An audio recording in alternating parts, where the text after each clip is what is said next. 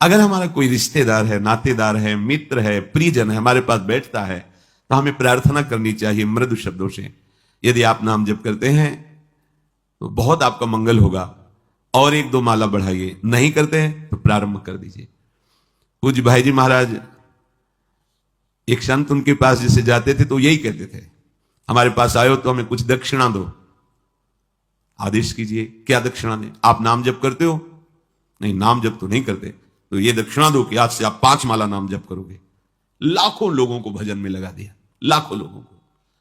ऐसे ही आप अपने सुहृद जनों को, मित्र जनों को, रिश्तेदार नातेदार जनों को नाम में यदि लगा दोगे तो आपने परम मंगल कर दिया, और उसका परम लाभ आपको मिलेगा। जैसे आपकी प्रेरणा से 5 लोग नाम में जप में लगे तो आपके ऊपर विशेष हरि की कृपा होगी, क्योंकि 5 के जीवन उद्धार की बात आपने की, तो आपका जीवन अपने आप मुक्त हो जाएगा माया प्रपंच से। यह रहस्य है।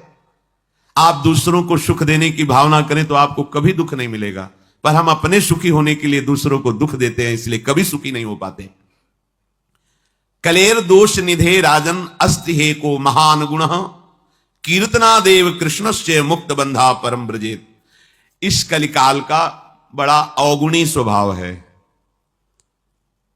अगर आप गुरुजनों की आज्ञा में नहीं हैं, शास्त्र का स्वाध्याय नहीं किए, शास्त्र के वचन आपके कानों में नहीं पड़े, तो आपके आचरण बहुत ही आसुरी प्रवृत्ति की तरफ ये आकर्षित करके भ्रष्ट करेगा। कलयुग का स्वभाव है। इसमें प्रिय वस्तु होती है व्यभिचार, इसके स्वभाव का। प्रिय वस्तु होती है नशा करना, भांग, शराब, ड्रग्स आदि जो भी नशे, नशा करना, व्यभिचार करना और जुआ खेलना। कई तरह से जुआ खेलना होता है। दूसरों के धन का अपहरण करना और दूसरों को दुख पहुंचाना, हिंसा करना, यह इसका स्वभाव है। इसका स्वभाव है। जैसे कालिया नाग ने भगवान से कहा था कि प्रभु मुझे दोष मत देना कि मैंने आप पर प्रहार किया, क्योंकि मेरा स्वभाव आपने ही बनाया है। बहुत वर्षों के बाद भी बदला लेने का स्वभाव मेरा होता है, और वो आपके द्वारा ही रचा गया है। इसलिए आप नाराज मत होना कि मैंने आपको बांधा अपने नागपाश में, आप पर प्रहार किया। तो ये कलयुग का स्वभाव है। अगर आप भगवद आश्रित नहीं हैं तो शराब पीना आपको बुरा नहीं लगेगा। देखो, सब कोई जानता है, जब हम यहां से बोलते हैं तो कोई कह सकता है कि ये निषेध क्यों कर रहे हैं, लेकिन आप अपने हृदय में बैठ करके थोड़ा विचार कीजिए, क्या ये आपका स्वास्थ्य बढ़ा देगा? कितने ऐसे हमारे सामने आए हैं जिनके लीवर खराब हो गए, जिनका जीवन खत्म हो गया, उनके परिवार के जन भी हैं। हितदाम में जब दिया कि बहुत शराब पी, अब तो डॉक्टर ने कहा अब मरने, और कुछ दिनों में पधार गए। देखो, क्या आपका स्वास्थ्य इसमें अच्छा रहेगा? नहीं। क्या आपको समाज में से सम्मान मिलेगा? नहीं। नालियों में इधर उधर बेहोश होकर के गिर पड़ते हैं, शरीर की सामर्थ्य नहीं रहती। तो इससे क्या परमार्थ बनता है? नहीं। इससे क्या धन की प्राप्ति होती है? नहीं। जब कोई भी लाभ नहीं मिलता, केवल प्रमाद और केवल हानि है, तो आप सोचो आप ठगे जा रहे हो कि नहीं ठगे जा रहे हो। व्यर्थ में आप ऐसे आचरण करते हो जिससे आपके जो पुत्र हैं, परिवार के जन हैं, वो आपसे असंतुष्ट रहते हैं। अगर कहीं वो आपका अनुगमन कर लें तो वो भी पतन के मार्ग में चले गए। किसी भी असत क्रिया से कभी शांति नहीं। प्यारे समझो, ये कलयुग का स्वभाव है। यदि आप प्रभु का आश्रय नहीं लिए, सत शास्त्रों का स्वाध्याय या श्रवण नहीं करते, तो आपको शराब पीने में हिचक नहीं होगी, क्योंकि स्वभाव है कलयुग का। मांस खाने में हिचक नहीं होगी, व्यभिचार करने में हिचक नहीं होगी, चोरी करने में हिचक नहीं होगी, हिंसा करने में हिचक नहीं होगी, जुआ खेलने में हिचक नहीं। ये उसका स्वभाव है, और उसका प्रभाव है कि आपकी एक भी नहीं चलेगी, वो अपने प्रभाव से आपको बलात् रौंद देगा। इसलिए हित सजनी स्वरूपा महाप्रभु कह रहे, पाए जान जगत में सब जन कपटी कुटिल कलयुगी तंच। तो कह रहे, अगर इस कलयुग के प्रभाव से तुम्हें कोई बचा सकता है तो इसका एक बहुत बड़ा गुण है। अगर इस कलयुग में नाम जप किया जाए, नाम कीर्तन किया जाए, तो इसका कोई भी स्वभाव या प्रभाव आप पे लागू नहीं होगा, और आपका हृदय निर्दोष होकर भगवान की प्राप्ति के योग्य हो जाएगा। एक ही उपाय है, नाम कीर्तन, नाम जप, भगवत चर्चा करना, भगवत चर्चा सुनना।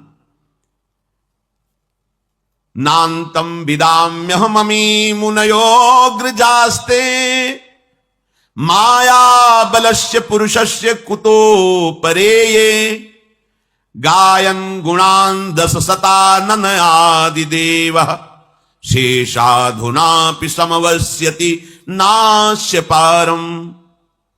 भगवान की माया शक्ति पर कोई विजय पा सके असंभव, पर विजय पाई जाती है तो कैसे?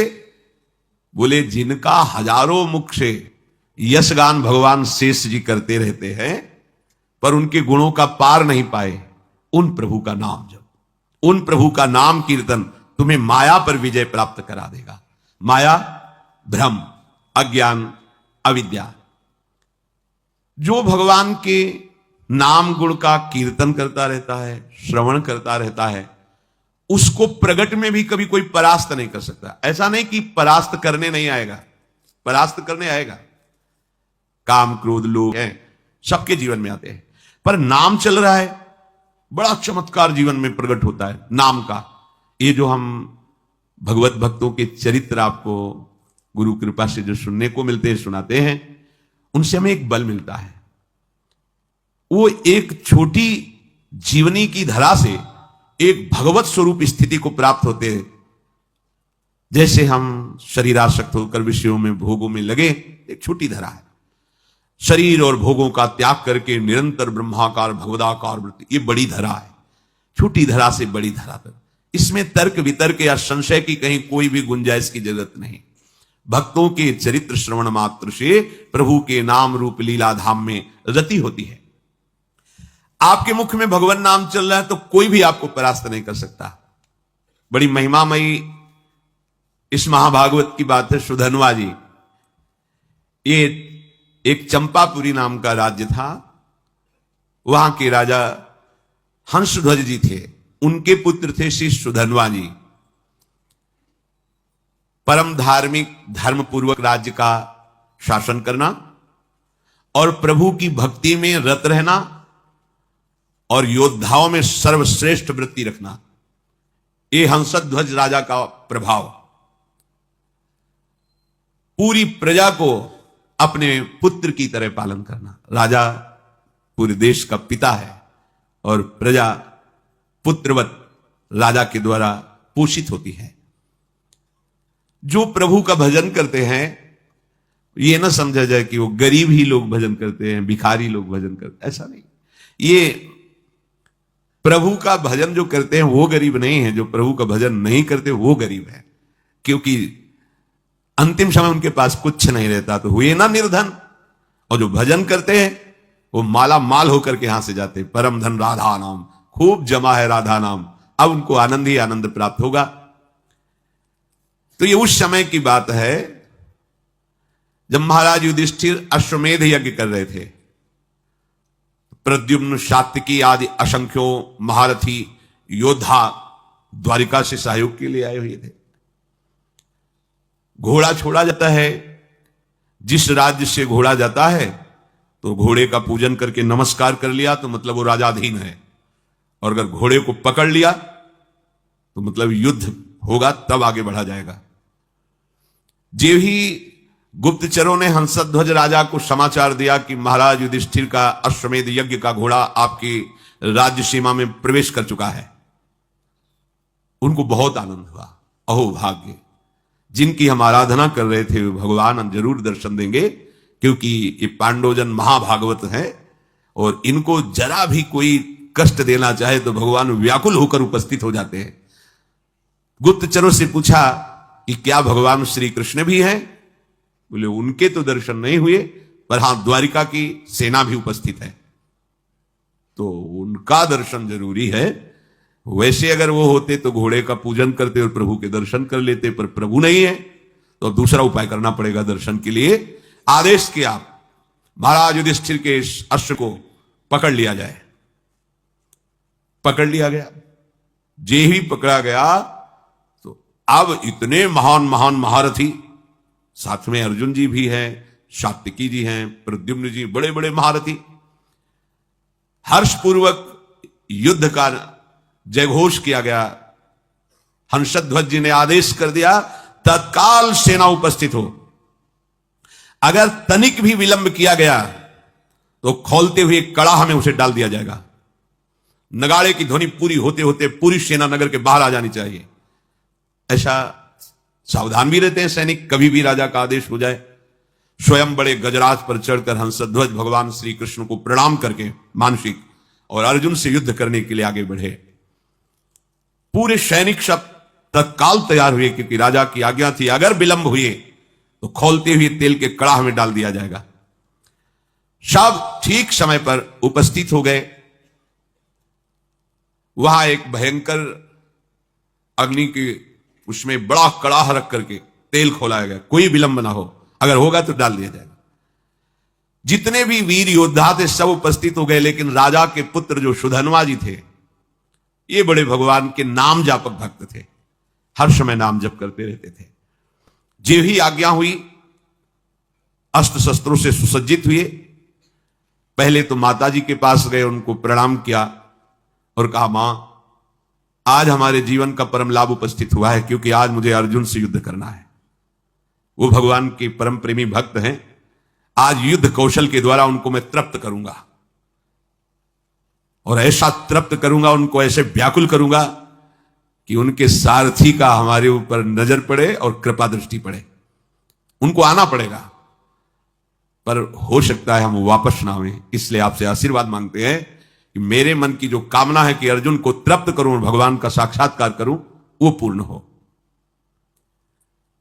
इसके बाद माताजी को प्रणाम करने के बाद जब आगे बढ़ने लगे तो माताजी ने कहा, बेटा बड़े बड़े ऋषि मुनि जिन भगवान श्री कृष्ण का रात दिन ध्यान और गुणगान करते हैं, मुझे तो उनका दर्शन होना संभव लगता है, पर जब तुम अर्जुन को पीठ नहीं दिखाओगे तो जरूर उपस्थित होंगे, और जब तुम श्री कृष्ण का दर्शन कर लोगे तो मुझे श्री कृष्ण का धाम मिल जाएगा। क्योंकि शास्त्रों में लिखा है जो भगवत साक्षात्कार कर लेता है तो 21 पीढ़ियां भगवत धाम को जाती है। तो मैं तो नहीं देख पाऊंगी, पर भगवान के धाम को जाऊंगी, पर पीठ मत दिखाना। जाओ, हमारा आशीर्वाद है, विजयी हो। विजयी तुम्हारे मन में जो कामना है उसकी पूर्ति हो। सुधन्वा जी भी निकले तो उनकी बहन जी आई, तिलक लगाया, आरती की, विजय की कामना की। आगे बढ़े तो अभी कुछ ही समय पहले ब्याह हुआ था। प्रभावती नाम की पातिव्रत धर्म से युक्त पत्नी थी। मुस्कुराती हुई सामने आई और सुधन्वा की पूजा की और कहा, स्वामी मुझे पता है आज आप कहां जा रहे हो, महाबली महारथी अर्जुन से युद्ध करने। सुधन्वा को पकड़कर लाया जाए, खोलते कड़ाह में डाल दिया जाए। राजा की बड़ी विचित्र होती है, वो अपराधी साबित हो गए हैं, क्योंकि विलंब हो गया, राज आज्ञा का उल्लंघन किया। जे ही राजा की आज्ञा हुई वो जल्लाद प्रकृति के सैनिक तत्काल गए और सुधन्वा स्नान आदि करके पवित्र होकर बाहर निकल रहे थे। तुरंत सुधन्वा से कहा कि महाराज का आदेश है, आपको बंदी बना लिया जाए और कड़ाह में डाल दिया जाए, क्योंकि आप विलंब हुए हैं। उनका एक बार पिताजी के सामने तो पहुंचने दीजिए। गए, पिता को प्रणाम किया। हंसध्वज ने कहा, हमारी आज्ञा का उल्लंघन का जो निर्णय किया गया है वही इनके साथ बर्ताव किया जाए। जो शंख और लिखित नाम के आचार्य थे, उनके हर राजा के पास आचार्य कोटि के महापुरुष की सलाह मिलती थी। जैसे परम ज्ञानी जनक जी हैं, पर सदानंद जी विराजमान हैं। चक्रवर्ती सम्राट महाराज दशरथ तो वशिष्ठ जी विराजमान हैं। देवराज इंद्र तो बृहस्पति जी विराजमान। पहले ऐसा होता था कि सम्राटों के ऊपर, राजाओं के ऊपर महाराज विराजमान होते थे और कोई भी समस्या का समाधान उन्हीं से लिया जाता था। ये पुरोहित जो शंख और लिखित थे, ये जलते थे सुधन्वा से, क्योंकि सुधन्वा निरंतर नाम जप करती हुई भगवत आराधना में ये उनको पसंद नहीं था। तो कई बार तर्क वितर्क किया था। अब उनको अवसर मिला। राजा हंसध्वज ने पूछा कि आचार्य प्रवर आपका क्या आदेश है इस विषय में। उनका जो आपकी आज्ञा हुई उसका पालन किया जाए। मैं जानती हूं कि जहां तुम जा रहे हो वहां से वापस आना असंभव है, जानती हूं, पर इतनी तो कृपा कर दो कि आपको जलांजलि देने वाला कोई होना चाहिए। अभी कुछ ही समय पहले ब्याह हुआ था। सुधन्वा ने कहा, तुम धैर्य रखो, श्री कृष्ण के बल से मैं अर्जुन को परास्त करके शीघ्र ही वापस आऊंगा। प्रभावती ने कहा, नाथ आज तक हमने ऐसा नहीं सुना कि जो श्री कृष्ण से मिलने के लिए गए हों फिर वापस लौटे हों। शास्त्र प्रमाण है, बड़ी गूढ़ बात कही। जो श्री कृष्ण से मिलने गए हों और वापस लौटे हों, ऐसा आज तक प्रमाण नहीं मिला, तो वापस लौटने की तो हम आशा ही नहीं रखेंगे। बस हमारी एक कामना है कि आपको जलांजलि देने वाला कोई होना चाहिए। तो शास्त्र सम्मत बात थी। वहां कड़ाह में तेल खोल रहा है, सब आ चुके, लेकिन राजकुमार नहीं आए। राजा को बहुत कष्ट हुआ कि सब आज्ञा के पालन में और सुधनवा मेरी आज्ञा का उल्लंघन कर रहा है, क्योंकि अब वो जलांजलि देने के लिए पुत्र की कामना से युक्त होकर के अपनी पत्नी की भाव को पूर्ण किया।